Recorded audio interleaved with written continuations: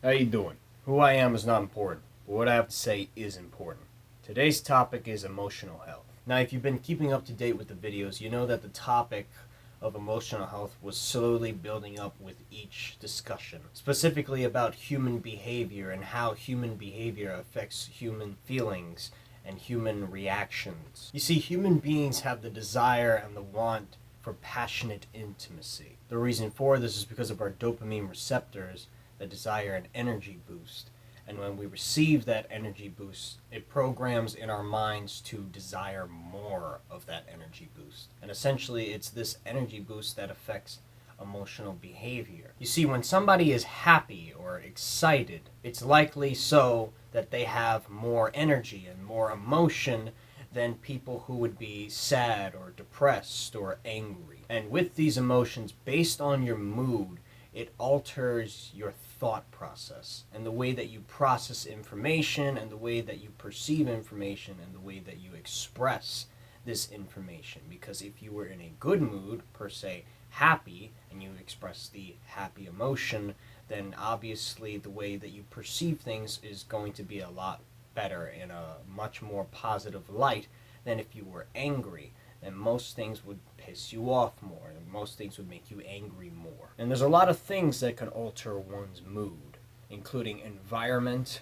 the situation at hand, or the way that they perceive reality. Based on these various factors, it leads to individuals reacting more differently from other individuals, and subsequently it formulates their personality. Now, there are various personalities out there, although on an objective level, personality is measured through Myers-Briggs, which classifies personality down to specifically 16 different types. All of them are measured through different initials that classifies the individual's lifestyle and essentially how their brain operates. Now, it's important to note that just because the personality type is officially classified with these letters doesn't mean that those letters are specifically how you're supposed to act. That's just the basis on what the personality is like and how it behaves, utilizing something called cognitive functions, and how those cognitive functions affect the mind's process and how that individual essentially goes by their day-to-day. What you see here are the 16 different personality types, and how they are measured is through 8 different options with 4 different categories. Now I'll quickly summarize the 8 options. The first one determines if you have an I or an E at the beginning, which determines if you are introverted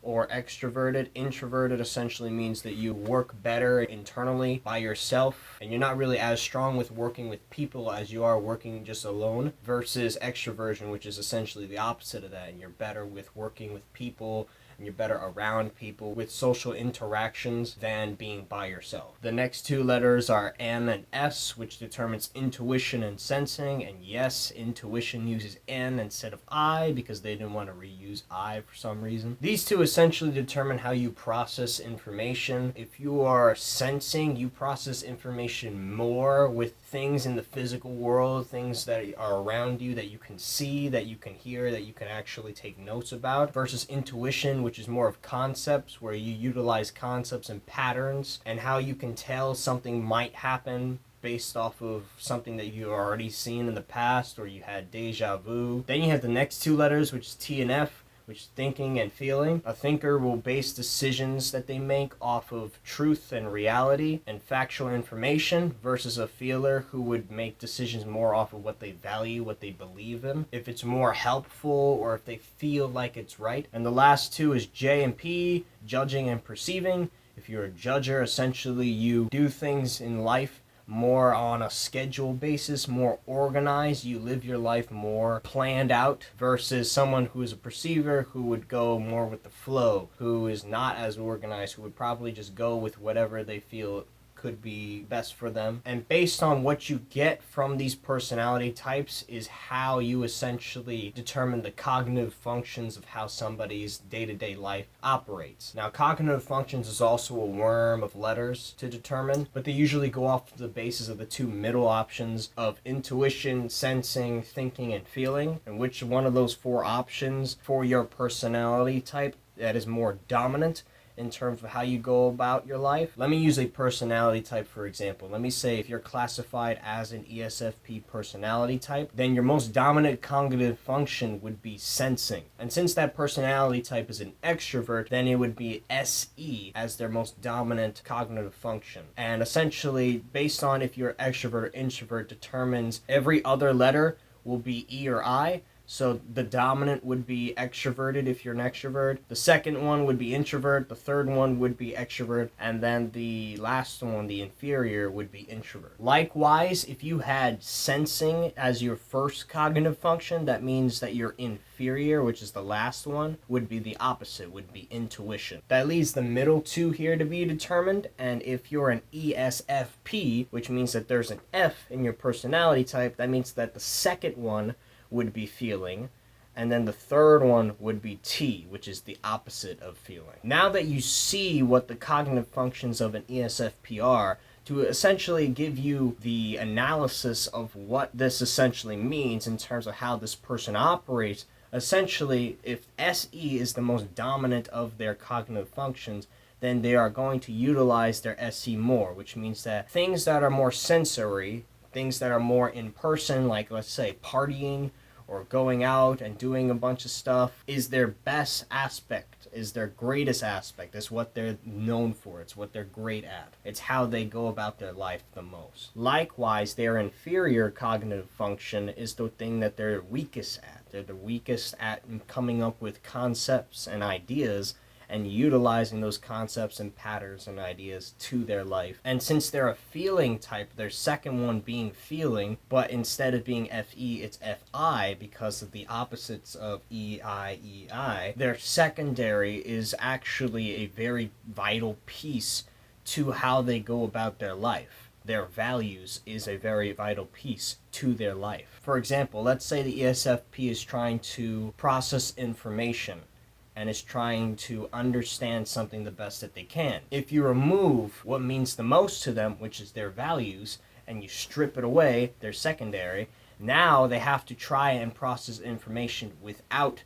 their values, without reaching that conclusion, that understanding. So their brain essentially would function like this, where their brain will first try to figure out a sensing conclusion where they can determine it through what they can see, what they can hear, what they can sense. Then they would have to extrovertedly think about what's going on, trying to obtain information, factual information, but then they would also have to utilize their NI, which is their weakest point, which is trying to come up with a pattern that would make sense to process that information, to try and reason and come up with the full conclusion. But since NI is their weakest, they may not be able to come up with a conceptual pattern, and without FE there, if they don't utilize FE, then they are left without the reason of understanding how to make that value important to them, how to process it in the best way possible. So this would essentially create a loop without a clear conclusion that would eventually lead to the individual who is the ESFP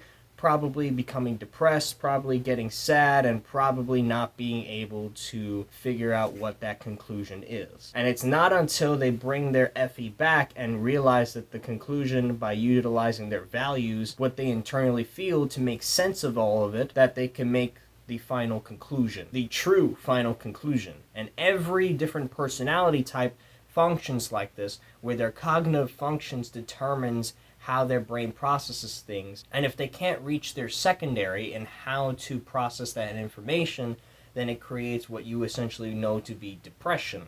And that would essentially create the loop of not being able to figure out what the problem is. And so until you regain that secondary cognitive function to make that clear answer, only then will you be able to feel satisfied and accepted. So why is it important to know the personality and cognitive functions of individuals? Well, based on the individual and their personality, their behavior will alter, and they will make decisions differently, as pointed out already. And based on those reactions and behaviors, you're going to have different emotional responses. And so accordingly, there's going to be different ways that you have to handle different individuals in terms of those emotional responses. Some people are classified as more sensitive than others due to the fact that they are not as capable of handling their emotions as other people. And society as a whole expects you to be emotionally capable in order to be able to do a task or to do a job, due to the fact that if you're emotionally distressed, it may harm whatever task you are trying to achieve, or may make it more difficult to attempt to achieve that task because you are not in the emotionally right state of mind in order to make the best decisions possible. And when you're not emotionally in the right state of mind to make the best decisions, you may make some decisions that are very poor or that may be harmful to you or to others. And as stated before in the social health videos, society functions off of trying to help people and trying to make sure as many people are as helpful as possible. So if you're a detriment or a harm to society, society is going to push you out or push you away or keep you away from people that you may harm. That is why we have things like therapy, institutions, and various other things that are there to help people who may be emotionally distressed and cannot emotionally handle themselves or figure out how to. This, of course, will be very relevant in next week's video, which will be topic of mental health. So if you want to hear more about that, I suggest tuning in to next week's video. If not, that's totally fine. It's your call. But I will see those who choose to show up next week in class.